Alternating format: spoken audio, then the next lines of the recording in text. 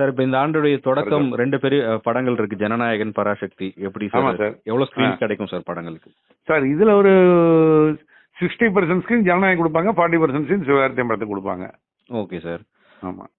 2 படங்களும் ஒன்னா வர்றது திரையரங்கு உரிமையாளர்களுக்கு போட்டியா இல்ல எப்படி இருக்கும் சார்? எந்த மாதிரி போட்டியே இல்ல சார், நல்லதுதான் சார். ஏற்கனவே வந்துட்டு தான் சார் இருந்திருக்கு.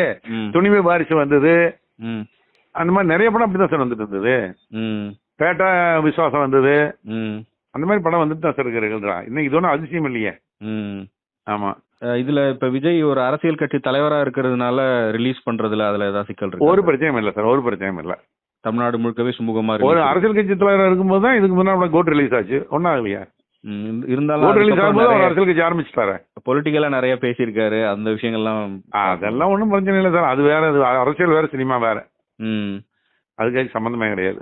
அவருடைய கடைசி படம் அப்புறம் அந்த ஆடியோ லான்ச், இதுக்கு பிறகு எப்படி சார் இருக்கு டிக்கெட் எதிர்பார்ப்புன்றது? சார் டிக்கெட் புக்கிங் ஆரம்பிக்கவே இல்லையே நாங்க.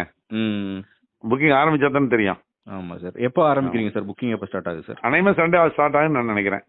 Okay okay okay sir. இப்போ இந்த படத்துக்கான அந்த வசூல், நீங்க எப்போ வசூல் பத்திலாம் சொல்ல மாட்டீங்க, பட் ஆனா இந்த படம் மீது அவங்க ரசிகர்களுக்கு ஒரு பெரிய எதிர்பார்ப்பு இருக்கு கடைசி படம்ன்றதுனால. ஆமா சார். அதுல என்ன சார் சொல்ல விரும்புறீங்க? அதுதான் சொல்றேன். அது நாங்களே விஜய் சினிமா விட்டு போறது எங்களுக்கு வருத்தமா தான் இருக்கு. அது என்ன பண்ண முடியும், அவருடைய விருப்பம், அது நடத்தையாச்சு. அதனால அவர் ரசிகர்கள், அவருடைய ரசிகர்கள் பொறுத்தவரை என்ன, சினிமா இல்லை இப்ப அரசியல் வந்துருச்சு, அவங்க அரசியல் போயிட்டு போறாங்க, அவ்வளவுதானே. அதெல்லாம் ஒன்றும் பிரச்சனை இல்லை சார். சினிமா 100 வருஷமா இருந்துட்டு இருக்கு சார். எல்லாரும் வருவாங்க போவாங்க. அதை அதுக்கப்புறம் இன்னொருத்தர் வருவாங்க, அவ்வளவுதான்.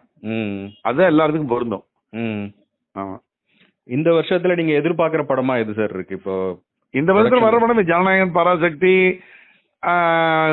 விஜயனுடைய சூர்யாவுடைய கருப்பு, ரஜினியுடைய ஜெயிலர் 2, இதெல்லாமே நாங்க எதிர்பார்க்கிறோம்.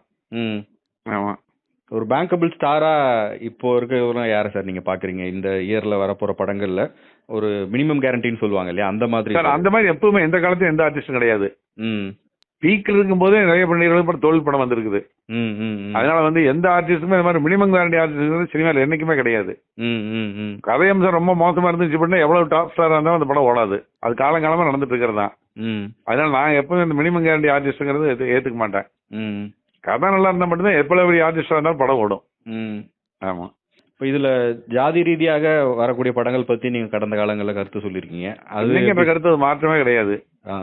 ஜாதி ரீதியா படம் எடுக்கிறீங்க ஒண்ணு வேணாம். இன்னைக்கு வந்திருக்கிற இந்த படத்தை பார்த்து அவங்க திருந்தணும் முதல்ல. அதாவது இப்போ சிறை இல்லைங்களா? ஆமா. அந்த படத்தை மத ரீதியா கூட தான் அந்த படத்தை எடுத்திருக்காங்க. ஆனா எவ்வளவு தூரம் அந்த படத்தை ஒரு மத நல்லிணக்கத்தை பத்தி அவங்க எடுத்திருக்காங்க பாத்தீங்களா? அற்புதமா எடுத்திருக்காங்க. அந்த டைரக்டர் பார்த்து மத்த டைரக்டருக்கு திருந்தணும். ஆமா. Okay sir. நன்றி சார். தேங்க்யூ. Thank you sir. தேங்க்யூ.